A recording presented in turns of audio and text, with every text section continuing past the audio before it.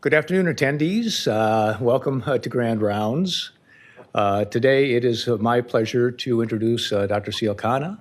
Dr. Khanna is a gastroenterologist and professor of medicine at the Mayo Clinic, where he is a consultant in the division of gastroenterology. He has been very extensively published in the peer-reviewed medical literature, particularly in the topic of the gut microbiome. And the CME committee is very appreciative of the fact that he was able to accept our invitation today to give us a review of the gut microbiome in 2021. And please join me in welcoming Dr. Khanna. Thank you. Thank you so much for the kind introduction. Thank you, everyone, for attending today. So my topic is the enigmas of the gut microbiome in the year 2021. I'm absolutely ecstatic to share my thoughts and vision with you today. Here are some disclosures. They're not relevant to my talk today. So in the year 2021, our patients are empowered. And a lot of times what happens is they show up with a report to our practices and say, hey, doc, I got my microbiome checked. This is a stool report that I got from sending a sample to a company. And now help me with it. So this report has some graphs that you can't make some sense of. It says alpha diversity, beta diversity. It's got some bacteria written in there. It's got the comparison of their samples to the United States, healthy people. I'm trying to think what is healthy. And then there's like graphs and pages and pages. The length of these reports can be up to 20 to 30 pages at times. The question that arises is that are the differences in the microbiota and microbiome, should those be viewed as affected by our genotypes, our environmental exposures, and are they actually related to health and disease? So today, with my talk, I'm going to give you all some armamentarium that you can take with you when a patient presents with a report like this or asks you a question about the microbiome. You will have all the answers. So in the next 50 minutes or so, I'm going to talk about understanding the importance of the gut microbiome in health and disease. I'm going to talk about how does microbial dysbiosis happens in GI disorders, and then can you actually change the gut microbiome to help treat illness? So stay tuned. We're going to talk about all of this stuff in the next 45 to 50 minutes or so. So what is this microbiome that everybody's talking about? We now know that we actually have 10-fold microbial cells in our bodies compared to human cells. About 100 trillion bacteria and other microbes live in our bodies. They make up to about 3% of the body's mass. 99% of all the bacteria that live in our bodies are commensal, meaning they're useful to us. Just comparison gene-wise, humans are known to possess about 23,000 genes. Microbes have 3.3 million genes. These microbes, the ones that are living in our bodies. So we're gene by gene or cell by cell, we're actually more bacteria than human. So let's talk about these bacteria and how they compare to human cells. As I said, 10 to the 13th human cells, 10 to the 14th microbial cells. Our human cells are up to 100 microns in size. Red blood cells much smaller. And bacteria range between 0.5 to 5 microns, so they're much smaller. And even smaller than that are bacteriophages and viruses. So these bacteria, although very small in size, they do a lot of good things for the human body. So let's get some terminology in order as we talk about throughout this talk. So what's the microbiota? When you heard the term microbiota, these are the microbes or microorganisms that live in an established environment like the human colon or the skin. When you take all of their genetic material and combine it and study the genetic material of the microbes in an environment, that's the microbiome. So that's the genetic material. If there is a derangement in the microbiota from what the usual self was or from what healthy is, that's called dysbiosis. And then there's a term metabolome. That means the microbes that are sitting there are not inert. They're actually producing components that are useful in health and disease. And that's the metabolome. So terms, microbiota, microbiome, dysbiosis, metabolome. Let's go forward. We talked a little bit about that these microbes live in diversity, meaning there is lots and lots of microbes. So what's this diversity? There are some terms that you will see which are frequently used in these manuscripts and the reports of microbiome, something called alpha diversity. If you take a microbial sample, like a stool sample, how many types of microbes are in a sample? That's alpha diversity. And how different subtypes are distributed amongst different samples, that's called beta diversity. High diversity is better for health. That's one thing to think about. So with all of this, when there was more and more hype about the microbiome, the NIH started something called the Human Microbiome Project. That was started in the year 2007. Till date, about 60 million predicted genes have been sequenced. About 600 microbial reference genomes have been sequenced, about 700 metagenomes, which is collection of all the genes present in the microbiota for a single individual. And we now know, as I mentioned earlier from the Human Microbiome Project, that there are 10-fold more microbes than human eukaryotic cells. There's some data behind that, not those numbers that I'm putting out. So what's the normal gut microbiota? We know that we want to study the gut microbiota because the human gut holds most of the microbiota. It contains about 10 of the 50 known phyla.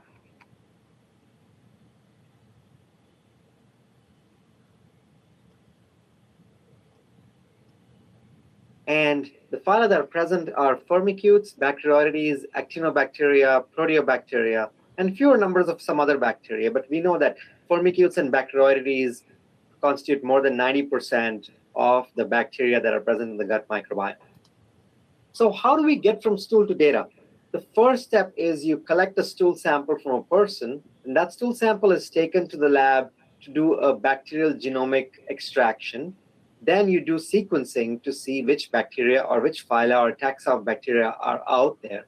For some of those sequencing, we can do something called 16S sequencing or shotgun sequencing. And then from that sequencing, you can identify which species are there. Now, a lot of those species coexist with each other. So you can do principal component analysis that tells you how those species are coexisting with each other. You can do an analysis of function. That means that those species of bacteria that are out there, how do you analyze them and see what are they producing? Analysis of abundance is how many of each of those are there. And the analysis of diversity is how many types are in each stool sample. So that's kind of the pipeline from how you start from a stool sample to get to the functional analysis and then interpretation. So what are the lessons that we've learned from the Human Microbiome Project? We've learned that the gut of the GI tract has about 29% of all diversity that's out there, followed by the mouth, then the skin, and then there is still some bacteria in the blood and the eye, which is mostly sterile. The airways and the urogenital tracts also have bacteria. So bacteria are there everywhere, but predominantly in the gut and the mouth. And then when we take these bacteria and we try to see how does the composition vary? And the way to look at these graphs is the amount of variation that you see in each color, that's the variation of different kinds of bacteria. So the legend here says the red's the actinobacteria, the blue's the bacteroidetes, green's the cyanobacteria, and so forth. And you're seeing that in the hair and the skin and the stomach, you're seeing more actinobacteria. And you move to the colon, you're seeing more Firmicutes and Bacteroidetes. So these bacteria are present differently in different parts of the human body. And the more number of colors that you see, that's the diversity. So you're seeing a more diverse microbiome, that's the number of colors. And the larger you're seeing a color in a graph, that's the proportion of that particular group of bacteria. And we see that bacteria are everywhere, they're different. You're seeing a higher diversity in the gastrointestinal tract and in the mouth, as you can see here.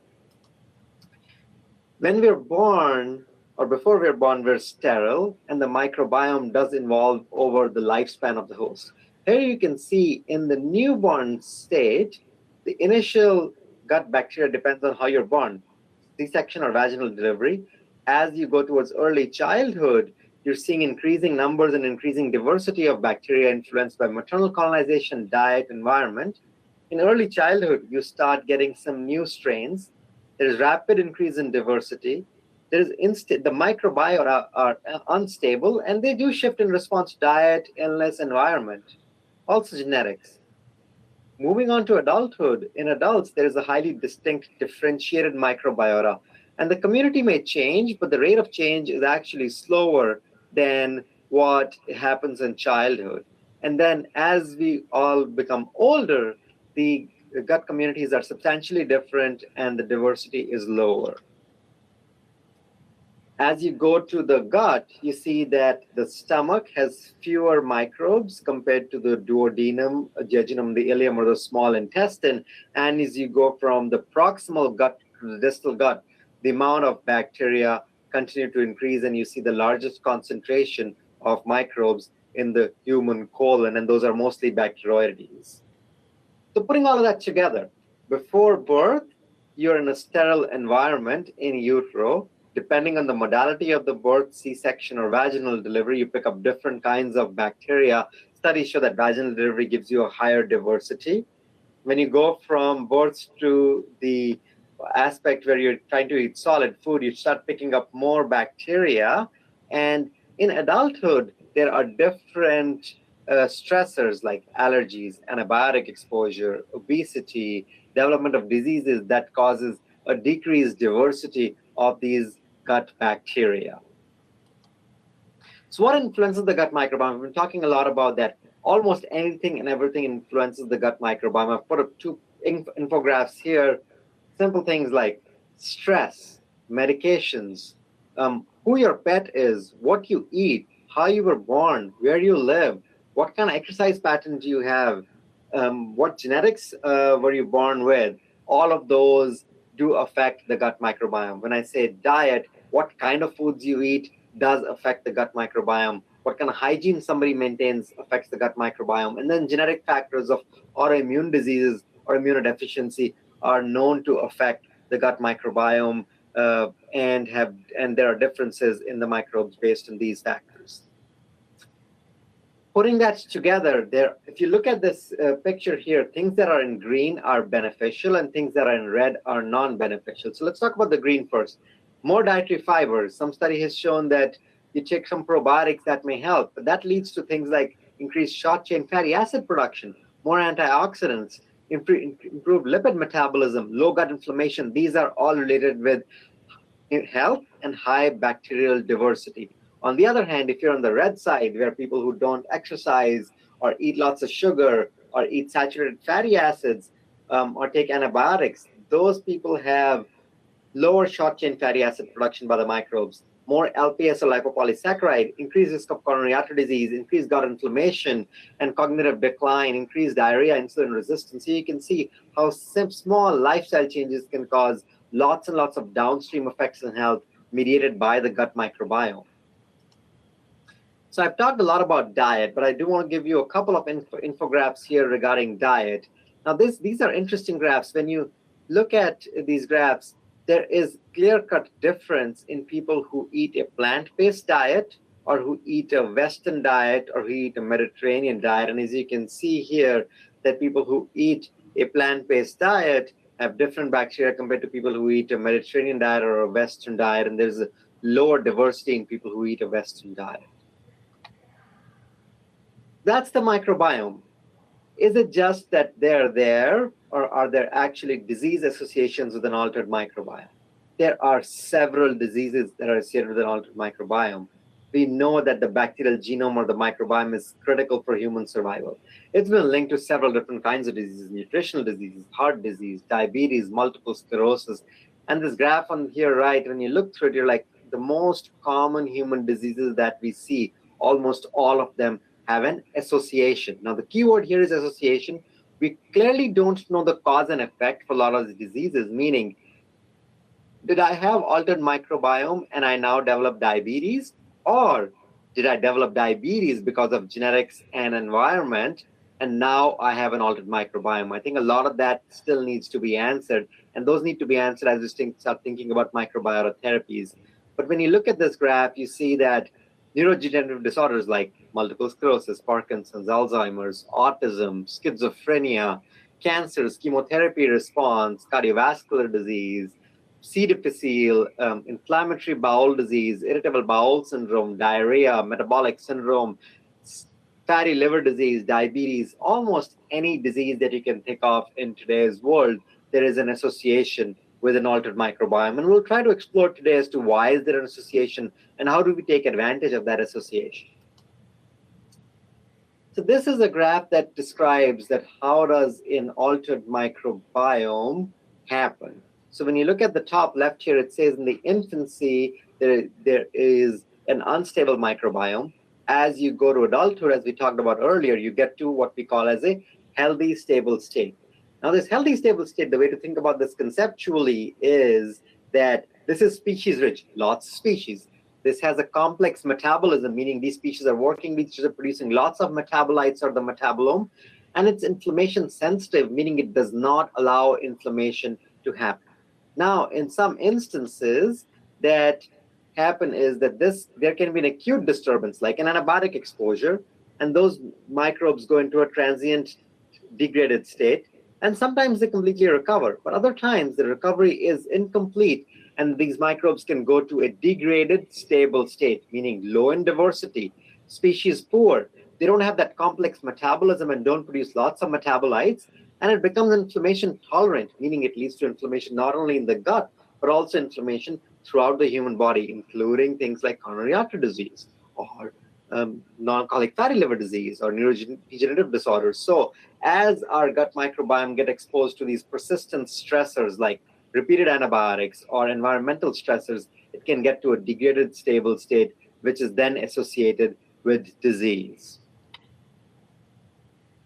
So how do we study these? What are the different disease models that are out there? Now, let's say if I want to do a study and I want to figure out the disease of my interest is obesity, and I want to see that is obesity associated with an altered microbiome. There are lots of ways to study that. You could do something called as germ-free studies, where you can grow mice who have no microbes whatsoever, give them humanized bacteria of somebody who's obese and see if that mouse gets obese. You can infect those mice with an infection and see if they develop it or not. There are human cohort studies that can be done where you can follow a bunch of people from birth till adulthood and collect their stool sample and see do they develop a disease or not. There are animal models of disease like inflammatory bowel disease, C. difficile infection, and others where you can study that. You can study microbes in an in vitro assay in a lab to see are they inhibited by each other or not. There are studies of prebiotics, meaning things and foods that feed good bacteria, or probiotics. You can study antibiotics.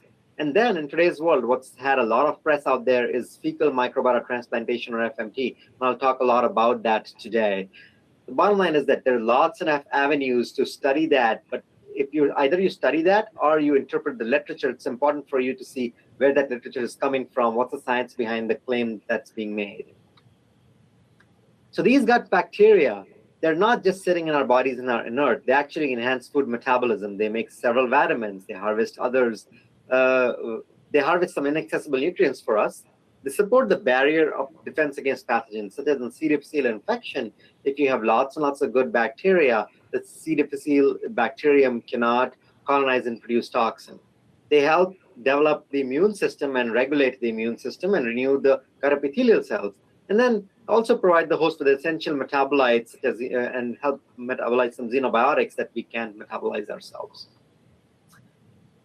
The gut microbes are not just sitting there and producing metabolites that we need. They actually continuously interact with the host. Here you can see that the intestinal epithelium has lots of columnar cells, some goblet cells, some enteroendocrine cells, and immune cells.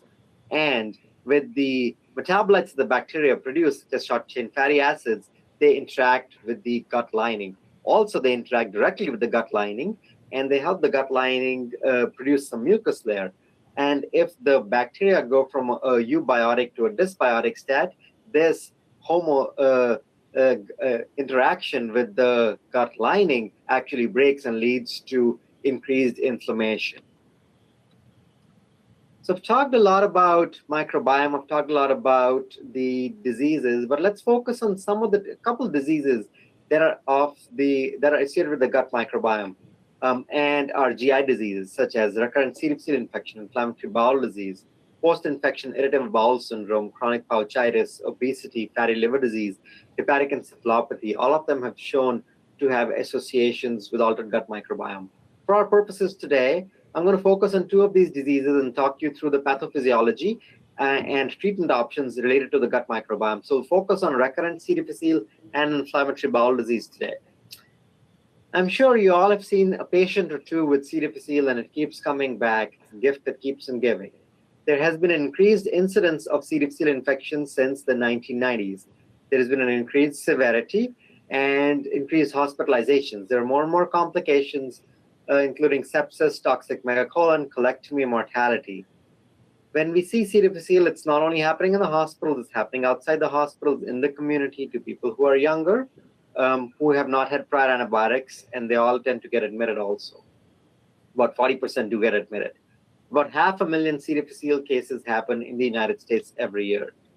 When you look at data from 2011 and 2015, these are all hospital infections, and you see that in the middle bars here, GI infections are increasing and comprise of about 21% of all hospital infections. And amongst these GI infections, about 70% is C. difficile. So now we know that C. difficile is the most commonly reported pathogen in the hospital. About 15% of all hospital-acquired infections are due to C. difficile infection. It's more than MRSA or VRE.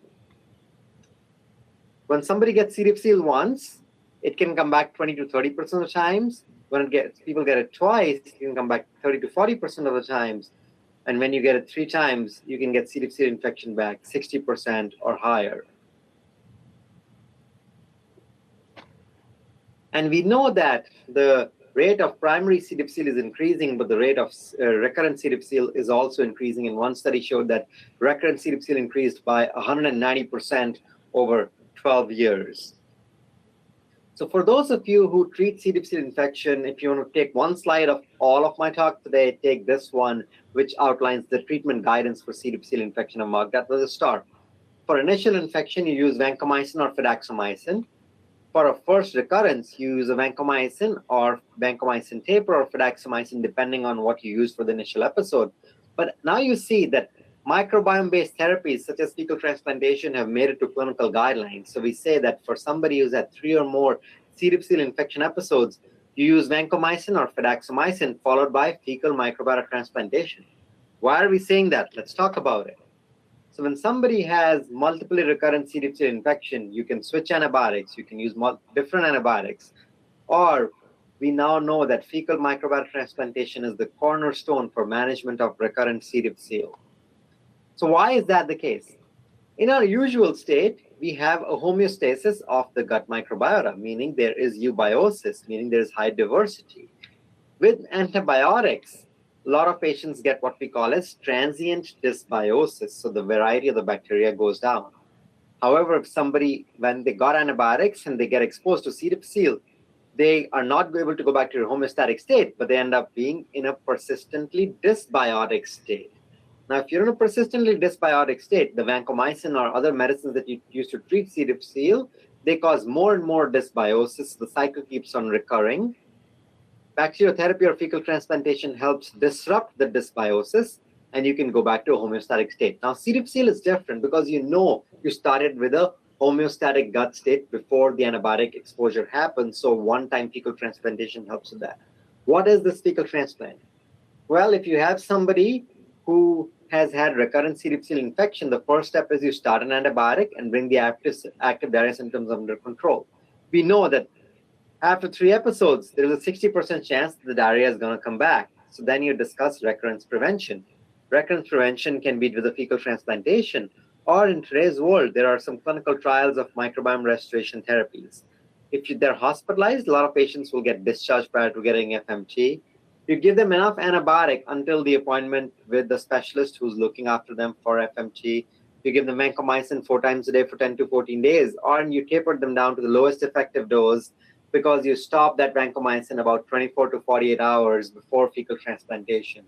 Guess what? Vancomycin is a broad spectrum killer. It kills good bacteria in addition to C. difficile, so you have to stop it ahead of time. We now know that fecal transplantation for C. difficile is more than 85% effective for C. difficile. We know that it's superior to oral vancomycin. We know that fresh or frozen fecal transplantation or freeze-thawed has similar efficacy. We know that there is no donor effect on efficacy, and donor screening and recruitment standardization is needed. There are few recipient contraindications, And we are now seeing some more adverse events, and I'll talk about them. And then FDA guidance on fecal transplantation. The FDA says that fecal transplantation for C. difficile is considered experimental. You can do it as part of clinical practice, but for diseases other than C. difficile, it has to be done only for under research setting. So with an IND, only for research for diseases other than C. difficile. The COVID pandemic has disrupted everything, including our ability to do FMT. We know that fecal transplant is dependent on procurement of stool from healthy, well-screened donors. These donors have to be screened for health and exposure. They have to undergo testing for enteric pathogens, multi-drug-resistant infections, HIV, viral hepatitis, and syphilis. Because we have now seen some serious adverse events due to infection transmission from donors to recipients, including ESBL, bacteremia happened, and some sugar toxin producing E. coli were transmitted. Additionally, we now need to screen our donors for presence of SARS-CoV-2 bacteria or the COVID-19 disease, and you have to screen them before and after they donate that to ensure you're not transmitting this virus from stool while doing fecal transplantation. In terms of data, so fecal transplantation has been shown to be superior to oral vancomycin. This was a randomized controlled trial that was done out of Europe, and they compared fecal transplantation to vancomycin or vancomycin with bowel lavage.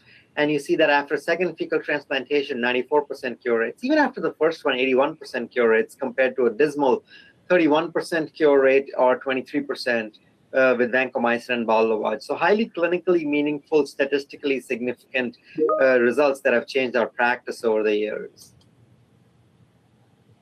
There have been some data from the United States also. This was a randomized controlled trial where patients with recurrent C. difficile were taken, and fecal material from a donor or the patient themselves was delivered back. And if you look at, just concentrate on the overall efficacy rate, with the donor FMT, the overall efficacy rate was 90%, and with the autologous FMT, the overall efficacy rate was 60%. Again, meaning that you don't give their own stool back, you give them donor stool back. But taking a stool from a donor every time you need to do a procedure on that very day is very, very difficult. That's why a study was done to looking at can you actually freeze thaw the stool? And yes, this showed similar efficacy. This was another randomized double-blinded controlled trial of patients with recurrent C. difficile infection who were randomly allocated to receive freeze-thawed or fresh stool via enema. And you can see after 4 or more enemas, the efficacy between frozen and fresh stool was similar. So yes, now we can actually take stool from somebody who's well-screened, you filter it, you freeze it, you preserve it, and you can use it to do fecal transplantation to relieve C. difficile infection. What about adverse events? That was the good part. What about the adverse events? Transient constipation, diarrhea, abdominal discomfort, post-infection IBS are the most common adverse events. There have been new medical conditions reported, including peripheral neuropathy, Sjogren's, ITP, arthritis, obesity, microscopic colitis. These are single case reports. Hard to say how much of this is actually causation versus just an association. However, the stuff that I wrote here in red, there have been causative infectious transmission of ESBL, E. coli, and sugar toxin producing E. coli with fecal transplantation. Whenever we do this procedure, we do talk to our patients. The long-term effects of fecal transplantation remain unknown and discuss risks, benefits, and alternatives with our patients. Now, the way we do fecal transplantation today is actually not standardized. How I do that here in Minnesota, it can be different from how it's done in Florida or Hawaii or across the pond in Europe, because there is a lack of universal consensus on the different methodological components of fecal transplantation, including donor recruitment. How do you recruit the donor? Who's healthy? How do you screen them? How do you prepare them? How do you prepare the stool? How do you store it? How do you prepare the patient? How do you instill the stool? Is it a colonoscopy? Do you do a capsule? Do you do an enema?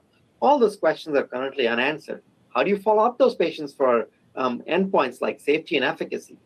So putting all of that together, right now there is no standardized capsule or enema or a product that you can write a prescription for like traditional medicine and prescribe it to your patient and say, hey, this is your fecal transplantation. Go take it from a pharmacy.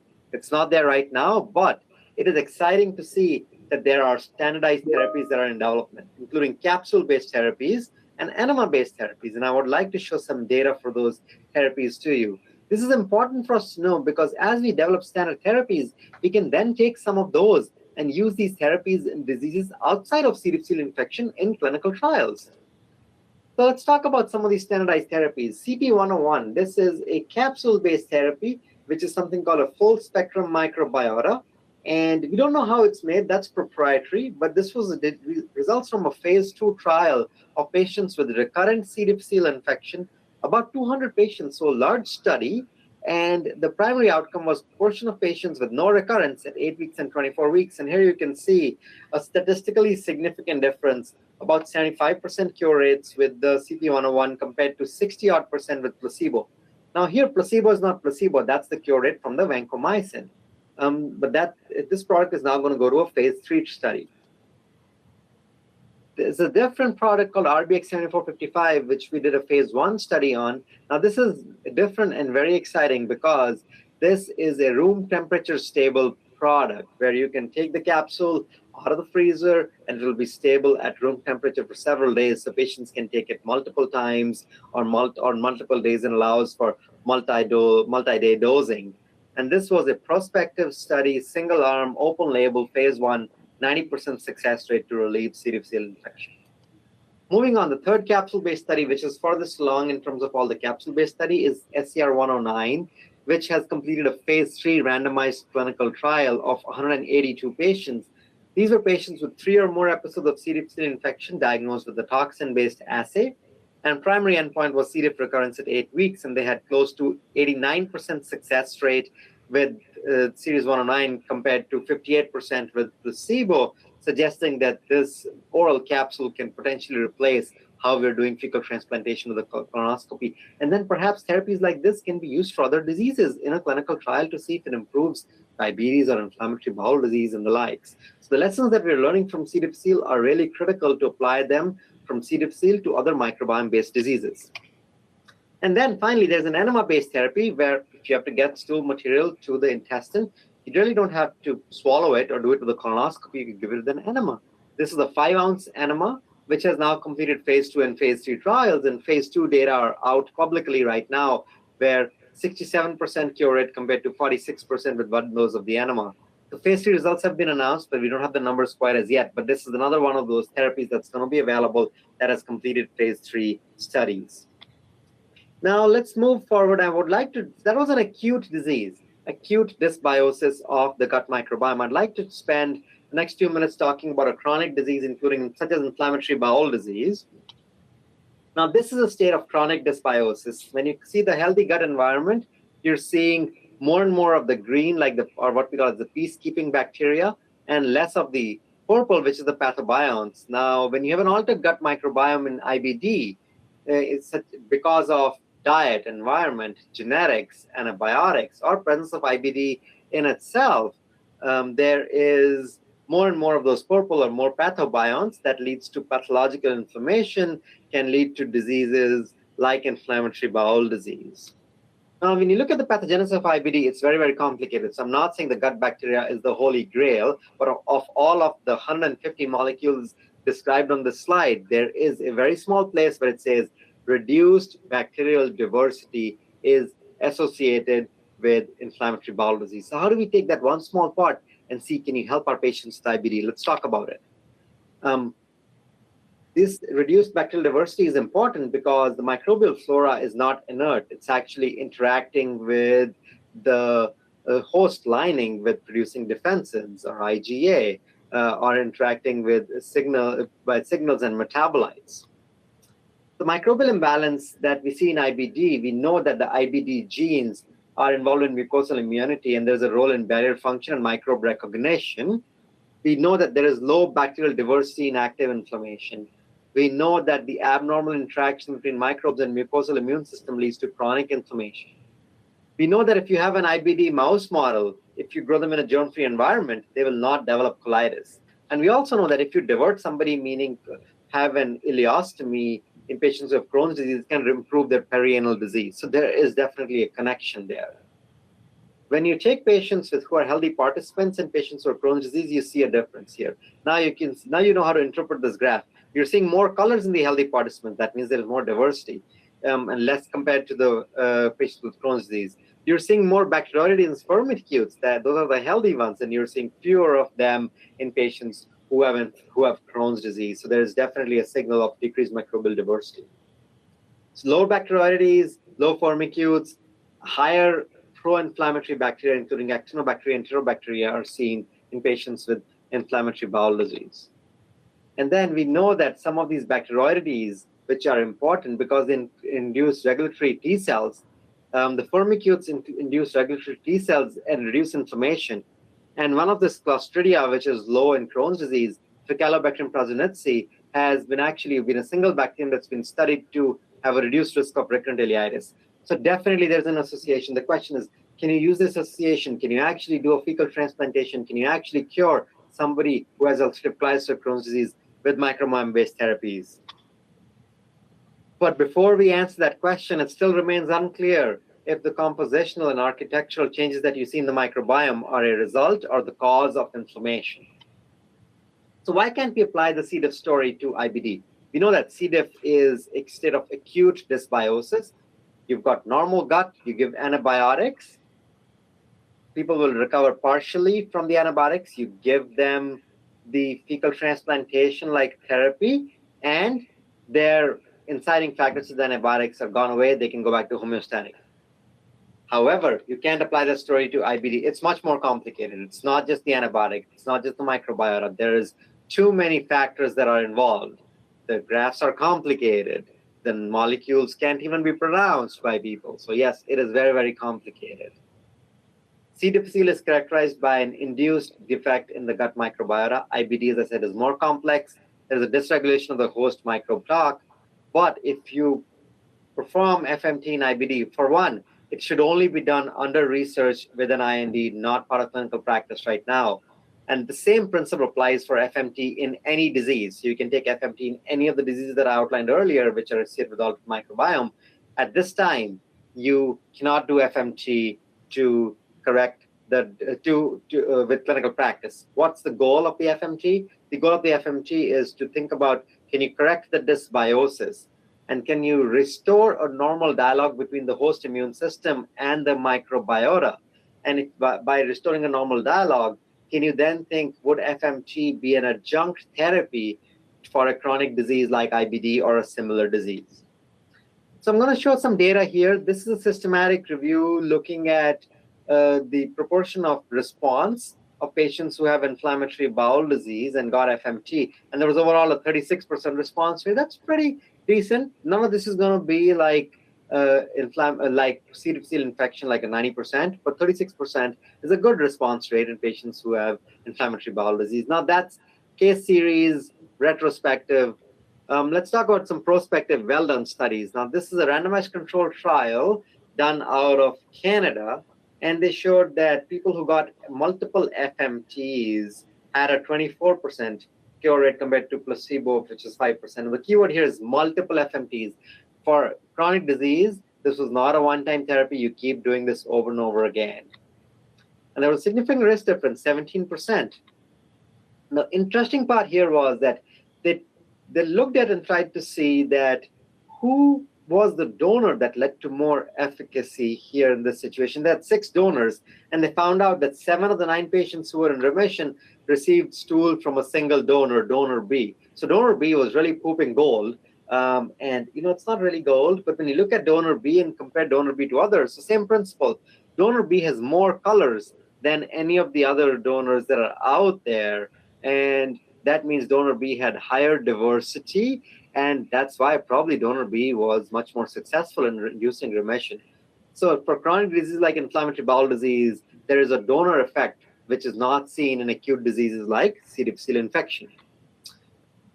Taking that donor effect, this was another interesting study published out of Australia. What they did was they combined stool from multiple people and put them in one pool. So now their FMT was not from one donor, but from multiple donors. And again, they showed with fecal transplantation, 27% remission rate compared to 8% with placebo. And when they took that to open label, and 37% who were initially on placebo, they went to open label study. About 1 in 4 met the primary endpoint, about half experienced clinical remission, and they had similar outcomes to blinded FMT. So stating that when you do multiple FMTs in these patients, probably from a donor that's been selected well, you could think about that FMT could be an adjunct therapy in diseases that are associated with altered microbiome, such as inflammatory bowel disease. When you synthesize all of this data together, the trials that are available right now, the odds ratio of FMT over placebo is 2.5. So FMT can be an adjunct therapy for ulcerative colitis, not in clinical practice right now, currently in clinical trials. So when we think of FMT for IBD or another chronic disease, there are more questions than answers at this time. There are some donor considerations, there's some recipient considerations, there's considerations on how you handle stool and how you process it, and there's considerations on endpoints and follow-up. So what are those for inflammatory bowel disease? For donor, you got to have some safety considerations, including donor behavior, medical history of the donor, microbiome-associated disease exclusion, infectious disease screening. There's efficacy considerations, including microbial richness. You have to match the donor to the recipient. You have to look at individual bugs like Faecalibacterium prasinense. You have to look at things like short-chain fatty acids, which are associated with health, or other bacterial markers. I think those are all questions that still need to be answered. There's recipient considerations, meaning, do you give them antibiotics to kill their current bacteria before you actually give them the FMT? Do they all need a colon preparation? Do they need to alter their current chronic disease medication? What about disease consideration? When do you do it? Do you do it early on? Do you do it for mild disease, moderate, severe? Do you do it when the disease is in flare or in remission? Or is this an adjunct therapy or a standalone therapy for a chronic disease like inflammatory bowel disease? All questions that need to be answered. For stool considerations, do you get the stool donated at home or on site or in a sterile facility? How do you store the stool? How do you embargo it? How do you rescreen the stool? Do you prepare the stool in an anaerobic chamber? Do you use fresh stool? Do you use freeze-thawed stool? Do you treat the stool to eliminate some vegetative forms? Do you take spores out? What kind of material what kind of material handling should happen with stool? How do you follow these patients up? How do you look for procedural complications? How far out do you need to look for? You need to follow them up for an IBD flare. You need to follow them up for infectious transmission. But more importantly, there has to be some form of long-term follow-up because we don't know the unknown. Would there be long-term infectious transmission? Can you actually transmit a non-infectious disease phenotype? Meaning, what if the donor was destined to develop colon cancer down the line? Have you now transmitted that phenotype from the donor to a recipient? And for disease-specific, endoscopic endpoints and clinical endpoints for inflammatory bowel disease, or weight endpoint for obesity, or lipid panel for people with metabolic syndrome. How do you decide this follow-up? How often? These are all questions that still need to be answered. So let's say we are in the perfect world and we have a chronic disease like FMT. What's going to happen in 2050 or in 2040? The field is moving faster than 2050 in today's world, actually. You take a person who's got a disease, you take a blood sample from that person, you do a genetic analysis for the person, and you see what kind of gene disturbances do they have. You then take a stool sample from that person, you do a microbiome analysis, and then you combine the person's genome to the person's microbiome in a cluster analysis and try to figure out, okay, for a person with this kind of genetic defect, with this kind of disease, like inflammatory bowel disease, and this kind of microbiome or metabolomic defect, this person is going to benefit from either a fecal transplantation from a defined donor or fecal transplantation or microbiome-based therapies from things that can be grown in a lab or defined microbial consortia. And can you put them in a capsule and alleviate disease? So that's a model that's out there for inflammatory bowel disease for designing studies. That model is out there for chronic diseases, but that model is not out there at this time in today's world for clinical practice. For clinical practice, what's out there is microbiome-based therapies or fecal transplantation or C. difficile infections. If you have a patient who brings that microbiome chart with them and has a disease that's chronic and is to the gut microbiome, you can discuss all of this with them, but you can't really do a therapy at this time for improving their gut microbiome. Well, and why is that? Because there is a lot of caution at this time. We recognize that there's a vast therapeutic capacity here. It's exciting, but comes with a lot of responsibility. What kind of details should be included in informed consent? How do we convey the potential risks from these complex science to patients? And then, of course, we need follow-up studies. So we have to talk about all of this to our patients and say the science is not there quite as yet. But there are some things that are out there. All of your patients are going to come and say, hey, doc, what about probiotics? Well, probiotics are out there, but the amount or type of bacteria in the gut microbiome are varying from person to person, and they're also varying from probiotic to probiotic. Is one probiotic better for one person than the other? Hard to say. There are many types of probiotics. Lactobacillus and bifidobacteria are the most common ones. There may be a potential benefit effect on IBS, although we have no idea at this time what amount or what kind of probiotics is needed. There is no established recommended intake levels for probiotics, and they're considered dietary supplements and they're not regulated by the FDA. Now, what do you do when a patient comes and asks you about your opinion on probiotic? I usually say you can try an over-the-counter probiotic. The expensive one is probably similar to the cheaper one, and one of them may lead to benefit for your irritable bowel syndrome, but we're not sure, and there is potential harm. And most importantly, if they're on an antibiotic, the antibiotic will kill the probiotic, and if they stop taking the probiotic, those probiotics actually don't grow in the body. Compared to fecal transplantation, when you take bacteria from a human and transmit to another human, you actually see engraftment and you see the other bacteria start growing. What about prebiotics? I think this is probably a little bit better science here. We know that prebiotics are high fiber foods that are fermented by gut bacteria in the colon. These include vegetables, fruits, whole grains, legumes, usual dietary advice that we give patients. And when the gut bacteria ferment the prebiotics, some produce short-chain fatty acids. Now, these short-chain fatty acids can provide energy to the lining, cells lining the gut, help maintain a healthy gut barrier, lower the risk of infections, probably an association with reducing the risk of colon cancer. There is an association of prebiotics, not but prebiotics regulating the bowel function. They can act as signals to communicate with the brain and regulate the immune system. So if you have to give some advice to your patients, have them consume more fruits, vegetables, grains, legumes. These are prebiotics and help improve diversity of the bacteria in the intestines. What's the future? I think in future, we're going to be able to identify some interventions that specifically suppress, eliminate, or enhance key microbes by manipulating the host enteric environment by microbiome restoration therapies, fecal transplantation, and the likes. There's probably going to be some targeted pharmacotherapy that acts synergistically with dietary manipulations, meaning you can give somebody a different kind of diet and a different kind of pharmacotherapy or microbial therapy and improve their gut microbiome for a disease. And there's going to be a provision of what we call as defined microbial consortia or defined cocktails of intestinal microbiota that's going to be available. So in summary, my take-home points are that the gut microbiome is a dynamic organ. Its function significantly extends metabolic or immunologic capacity of the host. It helps with immune regulation. It helps with prevention of immune-mediated diseases. A highly diverse microbiome does that. And also, if you've got a diverse microbiome, you won't get C. difficile infection. There are some microbiome-based therapies that are available at this time, such as fecal microbiota transplantation, which is in clinical practice for C. difficile, still experimental, not FDA approved, but allowed in clinical practice. There are some standardized therapies that are available for C. difficile in clinical trials. Those probably will be studied in diseases outside of C. difficile in the near future.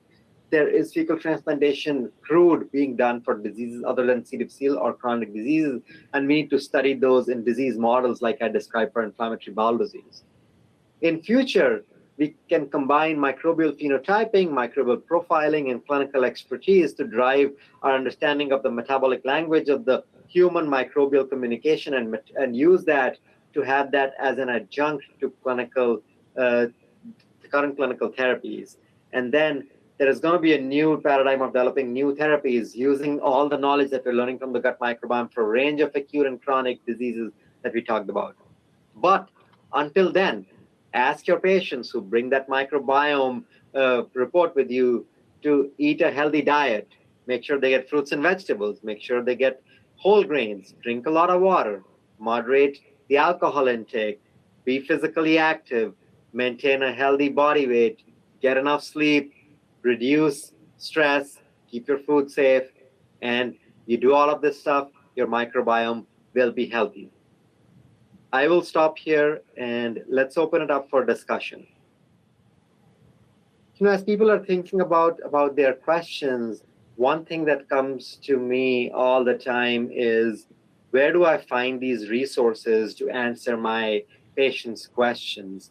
And one of the things that comes up all the time is, I usually look at some reviews within PubMed, and you'll find some of this.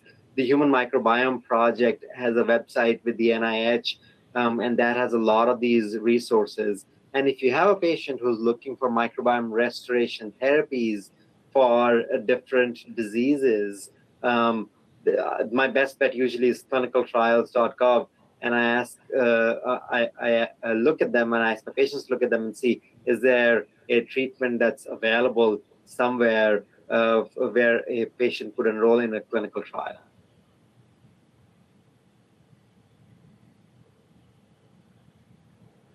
No questions so far. Well, I can keep asking questions, or if you have any, please ask me. This is a topic that's very close to my heart, so I can keep talking more, or keep asking questions, or we can give people 9 minutes back into their day, whatever your preference is. Okay, one just came in. Is hypo or hyperacidity affect in stomach or in another part of the GI affect the microbiome? That's a very, very good question. One of the more common drugs that is taken in over-the-counter form is proton pump inhibitor therapy for dyspepsia, reflux disease, and the likes.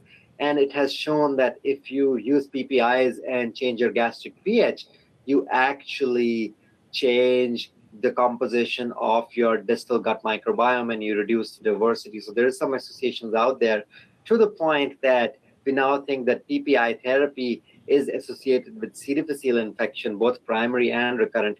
So yes, the short answer is yes, and there is science behind it, that if you change the pH of your stomach, you not only can change the pH, the microbes of your stomach, but you also, in a paracrine effect, change the microbes of the large intestine. And does it affect overall health? That's one thing that we don't know completely in terms of, does it really decrease your health or not. We always see that there is this side effect profile from PPIs, that there's a story that comes out on dementia, there's a story that comes out on osteoporosis and PPIs, small intestinal bacterial overgrowth, C. difficile infection. Now, some of that stories are retrospective data, but there's probably some effect that's out there. Some of it we don't even know that what's the direct and what's the indirect and what's related to the microbiome. The rule of thumb for PPIs in our practice is have people on the lowest effective dose possible for PPI therapy, and then readdress it every 6 to 12 months. We don't consider them to be benign drugs. That looks to be all the questions so far. The the other question that I get asked, and I touched on that just a little bit, was that there is, for fecal transplantation for C. difficile infection, because I do a lot of that in my clinical practice, and I'm suspecting lots of hospitals and clinical practices are struggling with that at this time.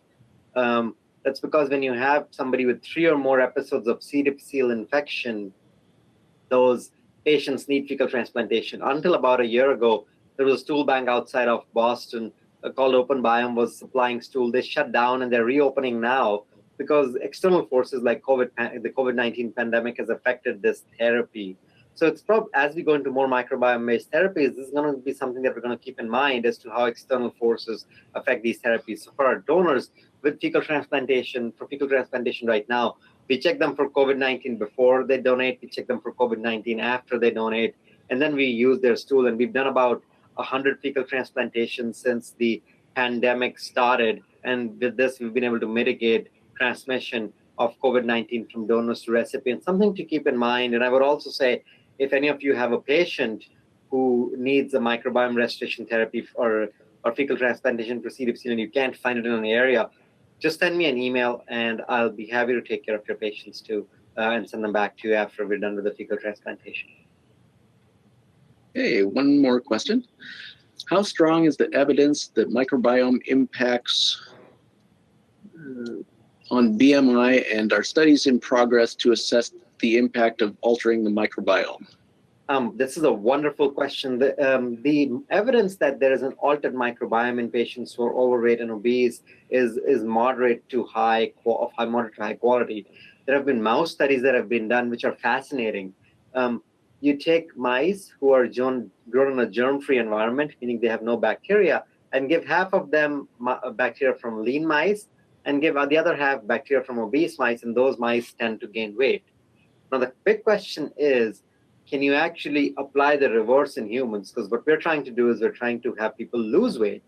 There was a very nice study done out of Europe about 7-8 years ago where they took obese diabetics and gave them microbes from lean individuals, and their diabetes control improved. That was phenomenal. There's no follow-up from that right now, but about a couple years ago, a randomized, not a randomized trial, a clinical trial was presented at one of our GI meetings, Digestive Diseases Week, and they took bacteria from a lean donor and gave them to obese people and tried to see if that would decrease their body weight.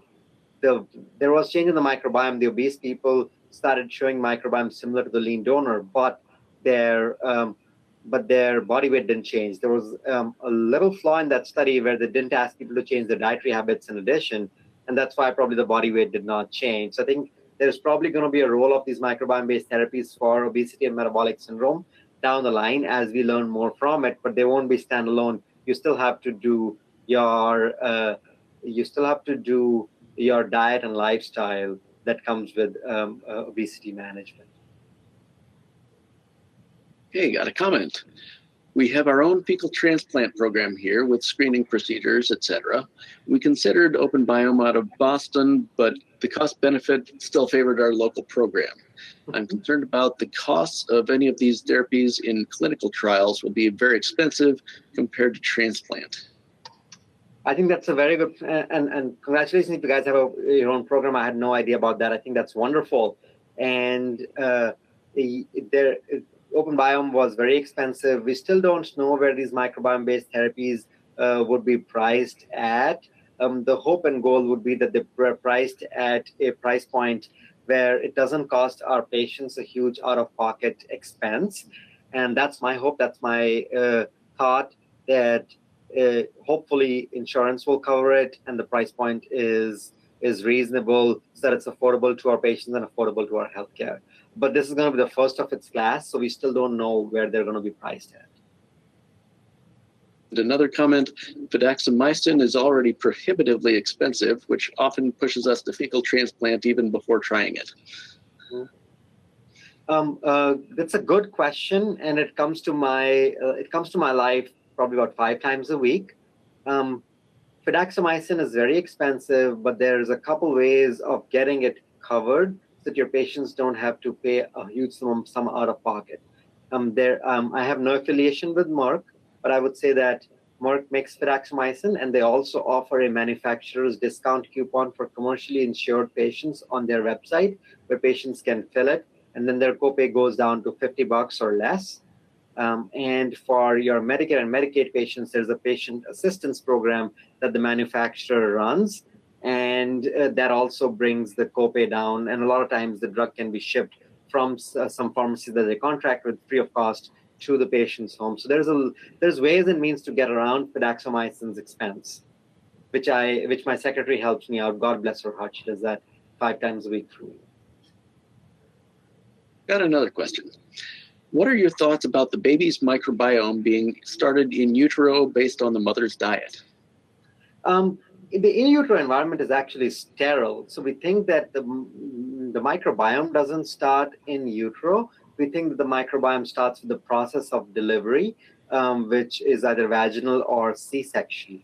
Now, what we don't know, it's a very important question and concept, what we don't know is that the mother's diet affect the gene regulation of the baby, which then affects what kind of microbes the baby is going to pick up and start inhabiting in the baby after and during childbirth. I think that's a question that's not been answered as yet, but this is a very, very insightful question and comment. Another question. Do you consider Pepcid less risky for chronic use? Yes, I do consider famotidine or histamine 2 blockers less risky than proton pump inhibitors for chronic use. And I try to switch my patients to those if they are able to tolerate and if they get improvement of their reflux with those kind of medications. Another question. what effect on microbiome activity from gastric bypass surgery? Interesting question. So studies have shown that Roux-en-Y gastric bypass surgery or other similar surgeries do lead to a decreased diversity of the gut microbiome. And do you give vancomycin as a bridge to fidaxomicin if there's a delay in getting the fidaxomicin? Yes, I would give a bridge of vancomycin, especially if somebody does respond to vancomycin, meaning when they're on it, they're feeling better. I would use that as a bridge. And there are some therapies that are out there which are available where you can use vancomycin followed by fidaxomicin chaser. The reason to use that is because some patients with C. difficile can go south very quickly, meaning they deteriorate very fast and can be hospitalized and go to the ICU. So it's good medical practice to use vancomycin until you can get them on fidaxomicin.